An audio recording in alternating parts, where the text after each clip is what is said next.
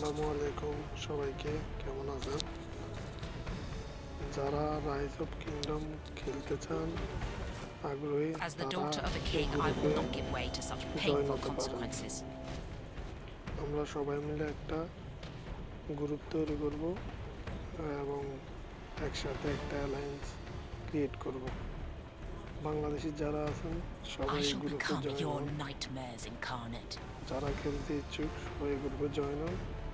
আশা করি আমরা একটা নিউ কিংডম উইন করতে পারবো। আসসালামু আলাইকুম সবাইকে।